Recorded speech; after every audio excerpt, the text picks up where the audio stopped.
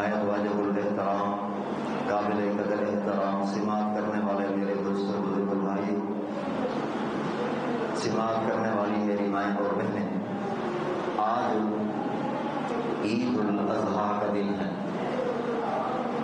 بعض لوگ اس کو عید الضحیٰ کہہ دیتے ہیں۔ ضحیٰ کا معنی ہے چاش کا وقت، اضحیٰ کا معنی ہے قربانی والا، تو اس کو عید الاضحیٰ کہا جا سکتا ہے، عید الضحیٰ کہنا غلط ہے۔ ضحیٰ چاش کے وقت کو کہتے ہیں اور اضحیٰ قربانی کو کہتے ہیں، تو یہ قربانی کا دن ہے، چاش کا وقت نہیں ہے۔ تو عید الضحیٰ عربی تحقیق کے مطابق عید الضحیٰ کہنا درست نہیں ہے، بلکہ عید الاضحیٰ کا دن ہے۔ یہ اس امت کا اعزاز ہے، مسلمانوں کا اعزاز ہے۔ اللہ نے آپ کی میری خوشی کی ابتدا عبادت سے فرمائی، آپ کی میری خوشی کی ابتدا عبادت سے ہوتی ہے۔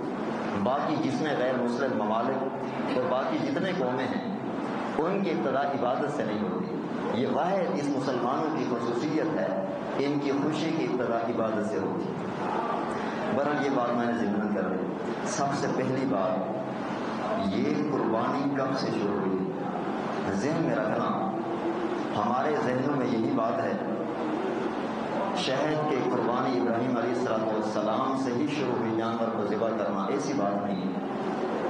میں نے سورۃ مائدہ کی آیت تلاوت کی ہے، یہ قربانی بطور عبادت کے، قربانی بطور عبادت کے یہ حضرت آدم علیہ السلام سے چلی۔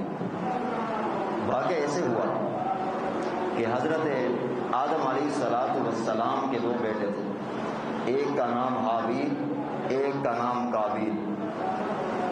تو حضرت حوا، ام حوا علیہ السلام، آپ کی میری ماں، ان کا جب ایک حمل سے بچے پیدا ہوتے تھے، دو ہوتے، ایک بیٹی ایک بیٹا، پھر دوسرے حمل سے ایک بیٹی ایک بیٹا۔ تو نکاح کا طریقہ یہ تھا، پہلے حمل سے جو بچی پیدا ہوئی ہے وہ دوسرے حمل کے لڑکے کے ساتھ نکاح کر سکتی تھی، یہ آدم علیہ السلام کے دور کی شریعت کی بات ہے۔ اور اسی طرح دوسرے حمل کا لڑکا دوسرے حمل کی لڑکی سے نکاح کر سکتا ہے۔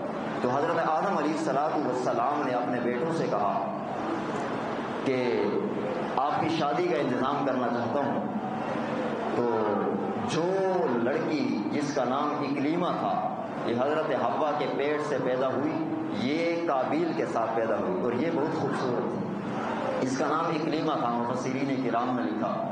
اور اللہ اس کو فرما رہے ہیں، وَاتْلُ عَلَيْهِمْ نَبَأَ ابْنِ آدَمَ بِالْحَقِّ إِذْ قَرَّبَا قُرْبَانًا۔ اللہ فرماتے ہیں ان کو بتا دو کہ جب دو نے اپنی اپنی قربانی پیش کی تھی اللہ کی رضا کے لیے، ایک بندے کی قربانی اللہ نے قبول فرما لی، وَلَمْ يُتَقَبَّلْ مِنَ الْآخَرِ، ایک آدمی کی قربانی اللہ نے قبول نہیں فرمائی۔ یہ آدم علیہ السلام کے بیٹے کی بات ہے۔ تو ان کا جب آپس میں نکاح کی بات آئی تو آدم علیہ السلام نے فرمایا قابیل سے کہ آپ حابیل کی فلاں بہن سے نکاح کریں۔ اس نے کہا نہیں، میں نے تو اپنی بہن سے کرنا ہے جو میرے ساتھ پیدا ہوئے، کیونکہ وہ حسین ہے، خوبصورت ہے، میں نے اس کے ساتھ نکاح کرنا۔ وقت کا پیغمبر تھا، ادھر بیٹا تھا۔ تو بعض لوگ اپنی نسبتوں پر بڑا بھروسہ رکھتے ہیں، میرا فلاں بزرگ سے تعلق ہے، میرا فلاں خاندان سے تعلق ہے، میں فلاں سادات سے ہوں۔ تو ذہن میں رکھنا، جب تک آپ کے اور میرے پاس نیک عمل نہیں ہوگا، نسبت سے نجات نہیں ہوگی۔ ادھر آدم علیہ السلام کا بیٹا ہے، ادھر باپ پیغمبر ہے۔ تو آدم علیہ السلام نے سمجھایا، بیٹے آپ کا نکاح جو آپ کے ساتھ لڑکی پیدا ہوئی ہے اس کے ساتھ نہیں ہو سکتا، آپ اس کے ساتھ کر سکتے ہیں۔ اس نے کہا نہیں، میں نے تو اس کے ساتھ کرنا ہے۔ تو حضرت آدم علیہ السلام نے بھی سمجھایا، حضرت حوا نے بھی سمجھایا، لیکن بیٹا تھا نہیں مان، ضد کا دنیا میں علاج نہیں۔ تو بہرحال انہوں نے پھر حضرت آدم علیہ السلام سمجھانے کے بعد بیٹا قابیل جو تھا، اس نے جس نے حابیل کو قتل کیا تھا، شہید کیا تھا، تو یہ نہیں مان رہا تھا۔ تو انہوں نے حضرت آدم علیہ السلام نے فرمایا آپ ایسا کریں، آپ دونوں قربانی پیش کریں۔ تو ذہن میں رکھنا، یہ ہماری خصوصیت ہے، مسلمانوں کی خصوصیت ہے۔ سابقہ انبیاء میں قربانی کا طریقہ یہ تھا جو بندہ جانور ذبح کرتا وہ ایک پہاڑ پر اس جانور کو رکھ دیتا، آسمان سے آگ آتی جس کے جانور کو آگ جلا دیتی، اس کی قربانی قبول ہونے کی نشانی ہوا کرتی۔ یہ ہمارا اعزاز ہے کہ ہمیں دنیا کا نفع بھی ملا کہ ہم گوشت کھاتے ہیں، آخرت کا نفع بھی ملا ہاں کہ ہمیں اجر ملتا ہے۔ پہلی قوموں میں گوشت نہیں کھا سکتے، تو یہ نشانی ہوتی تھی کہ اس بندے کی قربانی اللہ کے ہاں قبول ہو گئی۔ تو آدم علیہ السلام کے بیٹے قابیل نے بھی ایک ردی قسم کا سٹا خوشا پہاڑ پہ رکھ دیا، اور جو ان کا بیٹا حابیل تھا اس نے ایک خوبصورت دمبا، اس کے پاس کافی مال تھا، اس نے خوبصورت دمبا ذبح کر کے پہاڑ پہ رکھ دیا۔ آسمان سے بجلی آئی، قابیل کی چیزوں کو کچھ نہیں کہا، حابیل کی قربانی اللہ کے ہاں قبول ہو گئی۔ قابیل کو غصہ آیا، آدم علیہ السلام نے فرمایا تھا کہ جس کی قربانی قبول ہو گئی یہ لڑکی اس کے نکاح میں جائے گی۔ قابیل پھر بچ گیا کیونکہ شریعت کے خلاف تھا کہ اپنی بہن کے ساتھ نکاح نہیں کر سکتا۔ تو اسی طرح جب آگ اس کو جلائی تو قابیل کو غصہ آیا، کہتا ہے کہ میری قربانی کو آگ نے کیوں نہیں جلایا، آپ کی قربانی کو کیوں جلایا؟ اس نے کہا میرا کیا قصور ہے، آپ کو تو خدا نے بھیجا ہے، رب نے میری قربانی قبول کی ہے تو میرا کیا قصور ہے، میرا مال رب نے قبول فرما لیا ہے، اللہ ہم سب کی قربانیاں قبول فرما لیں۔ تو اس کو غصہ آیا، اس نے کہا میں تجھے قتل کر دوں گا۔ یہ قرآن کریم کی میں تفسیر ہے لیکن عام فام زبان میں بات کر رہا ہوں، وقت والی انداب آبنی۔ تو آدم علیہ السلام نے سمجھایا بیٹے آپ اس کے ساتھ نکاح نہیں، اس نے کہا نہیں میں اس کو نہیں چھوڑوں گا، یہاں تک کہ قابیل کے شروع میں کاف آتا ہے قتل کرنے والا، حابیل کے شروع میں ہا آتی ہے مرنے والا، ہلاک ہونے والا، یعنی قابیل قتل کرنے والا، بالآخر قابیل نے حابیل کو شہید کر دیا۔ لیکن اللہ کے ہاں کامیاب کون ہوا؟ جس کی قربانی قبول ہو گئی۔ تو یہ قربانی بطور عبادت کے آدم علیہ السلام سے شروع ہوئی کہ عبادت کے طور پہ۔ پھر یہی بات بعض غیر مسلم نے آپ کے میرے محبوب پیغمبر سے فرمایا، کہا کہ اگر آپ کہتے ہیں کہ جانور ذبح کرو اور پھر گوشت کھاؤ، ہم جب قربانی ذبح کرتے ہیں تو آسمان سے آگ نہیں آتی، لہٰذا ہم آپ پر ایمان نہیں لاتے جب تک آسمان سے بجلی نہ آئے اور آگ نہ آئے اور جانور کو نہ جلائے۔ اللہ کے نبی نے فرمایا جو پہلے انبیاء تھے ان کی جانوں کو جب آگ جلاتی تھی تم نے ان انبیاء کو کون سا مانا ہے؟ تو میری امت میں یہ اللہ پاک نے ابراہیم علیہ السلام سے، ابراہیم علیہ السلام کی برکت سے نبی کریم صلی اللہ علیہ وسلم کی امت کو اعزاز مل گیا کہ آپ کی قربانی اللہ کی قبولیت کی صورت یہ نہیں ہوگی کہ آسمان سے آگ آئے گی آپ کا گوشت جلا دے، بلکہ نبی کریم ابراہیم علیہ السلام کی برکت سے نبی کریم صلی اللہ علیہ وسلم کی امت کو اعزاز یہ ملا دنیا میں بے شک گوشت بھی کھاؤ آخرت میں ثواب بھی کماؤ۔ یہ اس امت کا اعزاز ہے، مسلمانوں کا اعزاز ہے جو ابراہیم علیہ السلام کی برکت سے نبی کی امت کو ملا ہے۔ تو یہ مختصر قربانی کا پس منظر یہ کہاں سے شروع ہوئی۔ لیکن اگلی بات قربانی کی فضیلت کیا ہے، یہ جانور ذبح کرنے سے ہمیں کیا ملے گا؟ نبی کریم صلی اللہ علیہ وسلم نے ارشاد فرمایا ما عمل آدمی من عمل یوم النحر احب الی اللہ من احرام الدم۔ اللہ کے نبی نے حضرت عائشہ فرماتی ہے نبی کریم صلی اللہ علیہ وسلم نے فرمایا قربانی والے دن انسان کا سب سے زیادہ اللہ کے نزدیک محبوب عمل وہ قربانی کرنے کے علاوہ اور کوئی نہیں۔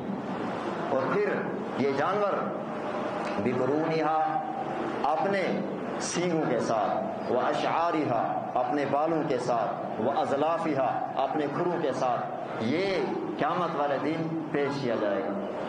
اور اللہ تعالیٰ فرماتے ہیں اس کا خون وَإِنَّهُ لَيَقَعُ مِنَ اللَّهِ بِمَكَانٍ قَبْلَ أَنْ يَقَعَ عَلَى الْأَرْضِ فَطِيبُوا بِهَا نَفْسًا۔ یہ قربانی کے جانور کا خون زمین پر گرنے سے پہلے اللہ اسے قبول فرما رہے ہیں، اس لیے اللہ کے نبی نے فرمایا فَطِيبُوا بِهَا نَفْسًا، تم دل کی خوشی کے ساتھ قربانی کیا کرو۔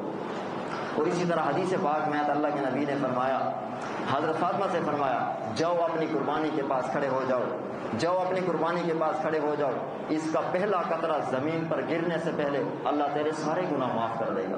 حضرت فاطمہ زہرا نے سوال کیا اے میرے محبوب پیغمبر، وہ پیغمبر بھی تھے باپ بھی تھے، تو بیٹی نے سوال کیا یہ اعزاز نبی آپ کے گھر والے ہیں، یہ نبی کے گھرانے کے لیے یہ خصوصیت ہے یا باقی مسلمانوں کے لیے بھی ہے؟ نبی کریم صلی اللہ علیہ وسلم نے ارشاد فرمایا یہ میرے گھرانے کے ساتھ تو خاص ہے، باقی مسلمانوں کے ساتھ عام ہے۔ دوسری حدیث پاک میں آتا ہے اللہ کے نبی نے فرمایا یہ ثواب، حدیث میں آتا ہے قیامت والے دن یہ قربانی والا یہ خون اور گوشت کے ساتھ پیش کیا جائے گا، 70 گنا زیادہ میزان میں ترازو میں تولا جائے گا۔ پھر صحابی رسول حضرت ابو سعید نے فرمایا کیا یہ اس امت کو بھی ملے گا، ہر مسلمان کو؟ اللہ کے نبی نے فرمایا یہ اعزاز میرے گھرانے کے لیے بھی ہے، یہ اعزاز ہر مسلمان کے لیے۔ قیامت والے دن اس کو لایا جائے گا جانور کو، اور اس کا خون، اس کا گوبر اور اس کی اون کو میزان میں حسنات محضرات یہ نیکیوں کی صورت میں پیش کیا جائے گا۔ صحابہ کرام نے سوال کیا اللہ کے نبی جب یہ قربانی کرتے ہیں مسلمان تو ان کو کیا ملے گا؟ اللہ کے نبی نے فرمایا جانور کے ہر بال کے بدلے اجر ملے گا، اور اون ہے تو تب بھی ہر بال کے بدلے میں اللہ اجر عطا فرمائیں گے۔ وقت نہیں کہ تفصیل سے بات کرتے، تو اگلی بات قربانی کی فضیلت تو اکثر معلوم ہوتی ہے، تو تھوڑا بہت شوق دلانے کے دل کی خوشی کے ساتھ قربانی کرنی چاہیے، اور یہ آخرت کا بہت بڑا ذخیرہ ہے، اور ابراہیم علیہ السلام کا طریقہ اور سنت۔ قربانی کے شرعاً 3 دن ہیں، یہ مسائل ذہن میں رکھنا۔ قربانی کے شریعت میں 3 دن ہیں، 3 دن تک آپ قربانی کر سکتے ہیں۔ نمبر 1 یہ 10، 11، 12 کے سورج غروب ہونے سے پہلے کوئی بندہ جب بھی چاہے قربانی کر سکتا ہے، دن کو کرے رات کو کرے، لیکن رات کی بنسبت دن کو بہتر ہے۔ رات کو منع نہیں ہے شریعت میں۔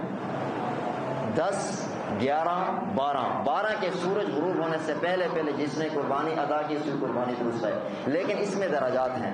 سب سے پہلا درجہ قربانی کرنے کا وہ اس دن ہے، عید نماز کے فوراً بعد قربانی کی جائے، یہ افضل ہے۔ اس کے بعد دوسرا درجہ دوسرے دن ہے، تیسرا درجہ سورج غروب ہونے سے پہلے 12 ذی الحجہ کے۔ جب سورج غروب ہو جائے اس کے بعد اگر کوئی قربانی کرنا چاہے تو قربانی نہیں کر سکتا، یہ ذہن میں رکھنا۔ قربانی کے 3 دن ہیں، پہلا دن پہلے افضل، پھر دوسرا درجہ، پھر تیسرا درجہ۔ 12 ذی الحجہ کے سورج غروب ہونے سے پہلے قربانی جائے۔ دوسری بات یہ قربانی کا وقت شہر اور دیہات میں شریعت نے فرق رکھا ہے۔ حدیث پاک میں اختصار کے ساتھ بات کرتا ہوں، وقت تھوڑا ہے۔ جو شہر میں قربانی کا وقت ہے، اگر کوئی بندہ عید کی نماز سے پہلے، یہ اصول ذہن میں رکھیں، جہاں پر جمعہ اور عیدین کی نماز واجب ہے، ہوتی ہے، جائز ہے، وہاں پر عید کی نماز سے پہلے اگر کوئی قربانی کرے گا اس کی قربانی ادا نہیں ہوگی، عید کی نماز پڑھنے کے بعد اس کو دوبارہ قربانی کرنی ہوگی۔ اور جو دیہات ہیں جہاں پر جمعہ نہیں ہوتا، جہاں پر عید نہیں ہوتی، واجب نہیں ہے، جائز نہیں ہے، وہاں پر سورج طلوع ہونے کے بعد، اشراق کے بعد اگر وہ عید سے پہلے قربانی کا جانور ذبح کر دیں دیہات والے تو ان کی قربانی جائز ہے۔ یہ مسئلہ شہر میں الگ ہے، دیہات میں الگ ہے۔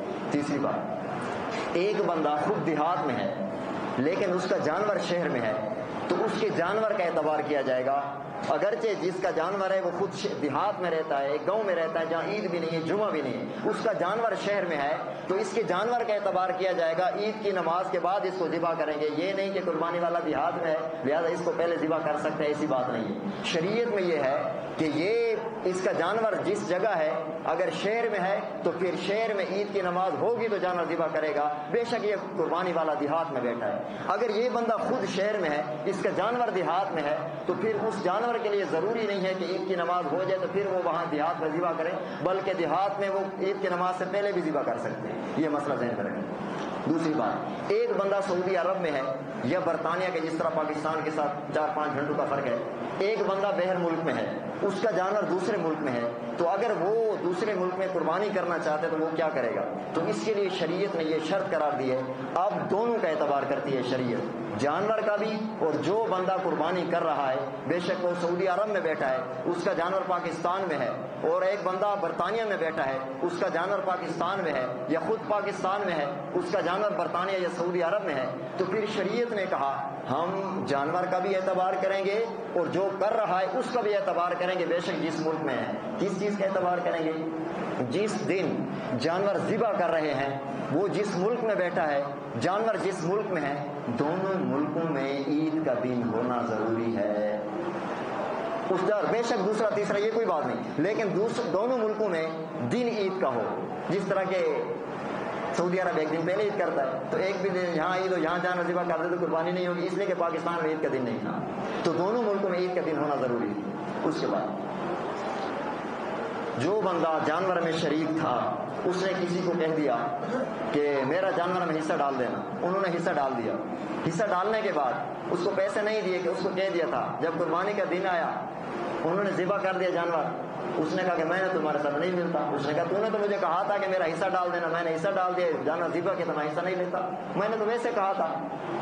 تو بہرحال اگر کوئی بندہ جانور ذبح ہونے کے بعد کہے کہ میں شریک نہیں ہوتا، شریعت کی طرف سے اس پر لازم ہے کہ یہ قیمت ادا کرے گا، اس پر لازم ہے۔ بے شک اس نے جب ذمہ لگا دیا، بے شک پیسے نہیں دیے تھے، اس پر بن نوری ٹون کراچی نے فتویٰ نقل کیا ہے تحقیق کے ساتھ کہ یہ بندہ اب یہ نہیں کہ میں پیسہ نہیں دیتا، میں نے آپ کو ویسے کہا تھا اور آپ نے میرا حصہ ڈال دیا، اب میں پیسہ نہیں دیتا۔ شریعت کی طرف سے جب جانور ذبح ہو گیا اور اس نے اس کو پیسے نہیں دیے، ذمہ لگا دیا تھا کہ میرا جانور میں حصہ ڈال دینا، اب اگر یہ انکار کرے گا تو شریعت کہتی ہے کہ اس کو پیسے دینے پڑیں گے، حصہ لے جانا، یہ اس کو پیسے دینے پڑیں گے، یہ مسئلہ ذہن میں رکھیں۔ اور اسی طرح جانور کے ذبح کرنے کا مسنون طریقہ، اس کے بعد نماز پڑھیں۔ جانور کا مسنون طریقہ، قربانی کے لیے جب جانور کو لایا جائے سب سے پہلے اس کو کم از کم پانی پلانا مستحب ہے، پانی پلایا جائے، بھوکا ذبح نہ کیا جائے، اور اس کے بعد اگر اس کو بھوک ہو تو کچھ نہ کچھ چارہ بھی دے سکتے ہیں، پانی ضرور پلائے۔ اور جب اس کو لایا جائے، محققین علماء کرام نے لکھا جانور کو بری طرح گھسیٹ کے لے جانا جہاں ذبح کیا جاتا ہے حرام ہے، حرام ہے، حرام ہے، اس لیے کہ اس کی توہین ہے، یہ تو اللہ کا جانور ہے، یہ تو اسی کے نام پہ جا رہا ہے، اس کا احترام کرنا ہے، اس کو گھسیٹ کے بری طرح نہیں لے کے جانا۔ بعض لوگ پیچھے ٹانگوں سے پکڑ کے لے کے جا رہے ہیں، حرام ہے، حرام ہے، اس نے اللہ کے نام پہ جانا، اس کا احترام کرنا ہے، یہ مال ہمارا نہیں، خدا کے لیے ہم ذبح کر رہے ہیں۔ تو اس کے لیے جانور کو جب ذبح کے لیے لے کے جائیں تو اس کو اس طرح بری طرح نہیں لے کے جانا چاہیے، اس کو احترام کے ساتھ جو بھی طریقے اختیار کیا جا سکے، ایسا نہ ہو جس میں اس کی توہین ہو۔ دوسری بات کہ جانور کو جب لایا جائے، جو بندہ جانور ذبح کرنے والا ہے اس کے لیے بھی سنت یہ ہے اس کا رخ قبلے کی طرف ہو اور جانور کا رخ بھی قبلہ کی طرف ہو، یہ سنت ہے۔ یہ آپ کو وجہ بتا دوں، آپ نے نہیں سنی ہو کہ یہ ایسے ہم کیوں کرتے۔ اور عربی کتب میں جو احناف کی ہیں انہوں نے ایک وجہ اس میں رد المختار میں لکھی ہے، البحر الرائق میں لکھی ہے کہ جو مشرکین تھے وہ اس طرح کرتے تھے، جب جانور ذبح کرتے تھے اپنا رخ بھی جانور کا رخ بتوں کی طرف کرتے تھے۔ تو اسلام نے یہ کہا کہ ہم نے کافر کی مشرکی مخالفت کرنی ہے، ہم کیونکہ خدا کے لیے ذبح کر رہے ہیں تو ہم نے جانور کا رخ بھی قبلہ کی طرف کرنا ہے، اپنا رخ بھی قبلہ کی طرف کرنا ہے۔ تو اسی طرح یہ ان کی مخالفت میں کیا جاتا ہے، تو یہ سنت طریقہ ہے، صحابہ کرام سے یوں چلا آ رہا ہے۔ تو جانور کا رخ بھی قبلہ کی طرف اور ذبح کرنے والے کا رخ بھی قبلہ کی طرف۔ اب آپ نے یہ بات سنی ہوگی جانور کو دائیں کروٹ لٹانا چاہیے، اگر دائیں کروٹ لٹایا جائے تو یہ ٹانگ اور ہاتھ چلانا مشکل ہو جاتا ہے، اس کا رخ بھی اس طرف ہو۔ بعض علماء نے لکھا کہ جس طرح میت کو قبر میں دائیں کروٹ، جانور کو یوں لٹاؤ، ایک صورت یہ ہے، لیکن محققین فرماتے علماء کہ اس میں تھوڑی سی دقت ہے کہ اس کا ہاتھ چلانا مشکل ہو جائے گا، پکڑنا مشکل ہو جائے گا، تو جانور کو یوں لٹا دو اپنا جنوب کی طرف، اس کا سر اور اس طرف، اس کے پاؤں پیچھے ہو جائیں گے، پکڑ لیں گے۔ تو اب یہ پاؤں حدیث پاک میں آتا ہے اللہ کے نبی نے یہ جانور پر پاؤں رکھا ہوا تھا دایاں پاؤں، تو جب یوں رکھے تو دایاں پاؤں نہیں رکھا جا سکتا، تو علماء نے کہا کہ یوں لٹا دیں کہ اس کا رخ قبلہ کی طرف ہو جائے گا، ذبح کرنے والے کا رخ بھی قبلہ کی طرف ہو جائے گا۔ تو یہ پاؤں رکھے یا نہ رکھے الگ بات ہے۔ اب اس کا رخ بھی اس طرف سنت ہے، جانور کا رخ بھی قبلہ کی طرف اور ذبح کرنے والے کا رخ بھی قبلہ کی طرف۔ اب جو بندہ تکبیر پڑھتا ہے کم از کم اس کا مسلمان ہونا ضروری ہے، فاسق فاجر لوگوں سے ذبح نہ کروائیں، یہ قربانی ہے، اس کا آپ جتنا آداب کا لحاظ کریں گے قیامت والے دن اتنا بڑا انعام ملے گا۔ اب ذبح کرنے والے کے لیے تکبیر کا مسئلہ ذہن میں رکھیں، بعض لوگ جب جانور ذبح کرتے ہیں تو تکبیر آہستہ پڑھ دیتے ہیں، ذہن میں رکھنا یہ چاہے تکبیر تحریمہ جس طرح نماز میں ہے تو بلند آواز کے بغیر اس طرح نماز نہیں، اسی طرح محققین علماء مفسرین محققین نے بڑی تفصیل کے ساتھ فتاوی جات بنوری ٹون دارالعلوم اور دیگر اس نے حضرات نے بھی تفسیروں کے اندر تحقیق کے ساتھ موجود ہے، جو بندہ تکبیر کہے اتنی بلند آواز سے ضرور ہے کہ اس کے اپنے کان تک تو آواز پہنچے، جس طرح دل میں نماز نہیں ہوتی، دل میں تکبیر بھی نہیں ہوتی، جانور حلال نہیں ہوگا۔ اب اس میں جو بندے 7 بندے شریک ہیں سب کے لیے تکبیر پڑھنا شریعت میں ضروری نہیں ہے، جو بندے چھری کے اندر ہاتھ رکھے، جو بندے ذبح میں شریک ہیں ان میں سے اگر کسی بندے نے تکبیر نہ پڑھی تو جانور حلال نہیں ہوگا۔ جو بندے چھری میں شریک ہے اگر اس میں سے کسی نے تکبیر نہیں کہی جو بندے چھری کو پکڑے ہوئے ہیں ذبح میں شریک ہیں، اور جو جس نے پاؤں پکڑے ہیں اس کے لیے تکبیر نہیں ہے، ذبح میں شریک جو لوگ ہیں چھری کے ساتھ، اس کے ساتھ جو شریک ہے چھری چلانے میں، سب کے لیے تکبیر پڑھنا ضروری ہے۔ اگر ایک بندہ ذبح کرنے والا تو ایک پڑھ لے۔ اچھا، ذبح کرنے سے پہلے مستحب یہ کہ یہ دعا پڑھی جائے، ہر شریک اپنے طور پر پڑھ لے، انی وجہت وجہ للذی فطر السماوات والارض حنیفا وما انا من المشرکین ان صلاتی ونسکی ومحیای ومماتی للہ رب العالمین اللہم منک ولک، یہ دعا حدیث پاک سے ثابت ہے، آپ یہ پڑھ لیں۔ جب آپ یہ پڑھ لیں گے پھر بسم اللہ اللہ اکبر، ایک حدیث کے مطابق بسم اللہ واللہ اکبر، بعض مفسرین نے لکھا بسم اللہ واللہ اکبر افضل ہے، بعض نے کہا کہ بسم اللہ اللہ اکبر، برا تکبیر جو بھی ہو صحیح الفاظ سے بلند آواز سے کہنا ضروری ہے، ورنہ جانور حلال نہیں ہوگا، اور ذبح کرنے والے کا بھی بہتر ہے کہ وہ باشرع ہونا چاہیے۔ ذبح جب کر لیا اس کے بعد یہ دعا ذبح سے پہلے پڑھنی ہے۔ بے شک جانور کو لٹا کے، اگر شریف جانور ہے لیٹ گیا تو لیٹنے کے بعد پڑھ لیں، اگر لیٹ وہ مشکل ہے اس کو لٹانا تو ایک بندہ رسی سے پکڑ لے، اس کا رخ قبلے کی طرف کر لے، پھر یہ دعا پڑھ لی جائے، پھر اس کو لٹا جائے، ذبح کیا جائے۔ ذبح کرنے کے بعد پھر اللہ کے نبی جو دعا پڑھنی ہے، اللہم تقبلہ منی کما تقبلت من حبیبک محمد صلی اللہ علیہ وسلم وخلیلک ابراہیم علیہ السلام، اے اللہ میری اس قربانی کو قبول فرما لے۔ آپ اردو میں بھی مانگ سکتے ہیں، اے اللہ میری اس قربانی کو قبول فرما لے جیسا کہ تو نے اپنے محمد کی قربانی کو قبول فرمایا تھا صلی اللہ علیہ وسلم، جس طرح آپ نے اپنے محبوب پیغمبر کی قربانی کو قبول فرمایا تھا، اللہ میری قربانی بھی قبول فرما لے۔ اے اللہ جیسا تو نے ابراہیم علیہ السلام کی قربانی کو قبول فرمایا تھا، اللہ آج میری بھی اس قربانی کو قبول فرما لے۔ آپ کو عربی الفاظ نہیں آتے، آپ اردو میں دعا مانگ لیں، اللہ کو ہر زبان سمجھ لیں، یہ زبانیں تو مخلوق کے لیے، آپ اپنی زبان میں اللہ میری اس قربانی کو قبول فرما، یہ مصنون طریقہ ذبح کا۔ اس کے بعد جو ہے مختصر سا طریقہ دعا عید کی نماز کا، ثواب نماز تھی کیونکہ لوگ دیر سے یہ مسائل سمجھنا ضروری ہے، کیونکہ آج قربانی کا دن ہے تو اس کا مصنون طریقہ معلوم ہونا ضروری ہے، اس پر آپ عمل کریں گے، اللہ آپ کی قربانی کو اور میری قربانی اپنی بارگاہ میں قبول فرمائے۔ عید کی نماز کا طریقہ سے بات فرمائے، سال میں ایک دفعہ آتی ہے تو اس لیے اور عید کی نماز کا طریقہ ہے، جس طرح بعض جنازے میں بھی یوں کر رہے ہوتے ہیں مطلب بھول جاتا ہے، تو برل سب سے پہلے ہم نے نیت کر دی 2 رکعت نماز عید الاضحیٰ واجب ساتھ تمامی تکبیروں کے، حاضر اس امام کے اللہ اکبر، 2 رکعت نماز عید الاضحیٰ، خیال کرنا عید الفطر نہ کہتا، 2 رکعت نماز عید الاضحیٰ واجب ساتھ تمامی تکبیروں کے، حاضر اس امام کے اللہ اکبر۔ تو یہ نیت کرنا ہے، 2 رکعت نماز عید الفطر واجب نال تمامی تکبیریں دے، حاضر کچھ امام دے اللہ اکبر۔ اگر کسی نے امام کی اقتداء کی نیت نہ کرے تو اس کی نماز درست نہیں ہوتی، یہ مسئلہ ذہن میں رکھنا۔ امام کے لیے اقتداء کی شرط ہے، مقتدی کے لیے امام کے پیچھے شرط ہے، پتہ چلے کہ میں اپنی نماز پڑھ رہا ہوں امام کے پیچھے پڑھ رہا ہوں، اس لیے امام کی اقتداء کی نیت شریعت میں شرط ہے، اس کے بغیر نماز درست نہیں ہوگی مقتدی۔ اس کے بعد ہم نیت باندھیں گے، اللہ اکبر، نیت باندھی، امام سبحانک اللہ پڑھے گا، آپ بھی سبحانک اللہ پڑھیں گے، ایک پھر اللہ اکبر، ایک چھوڑ دینا، اللہ اکبر 2، اللہ اکبر 3، آپ چھوڑنا نہیں، پکڑ لینا، آپ امام بلند آواز سے قرات کریں گے۔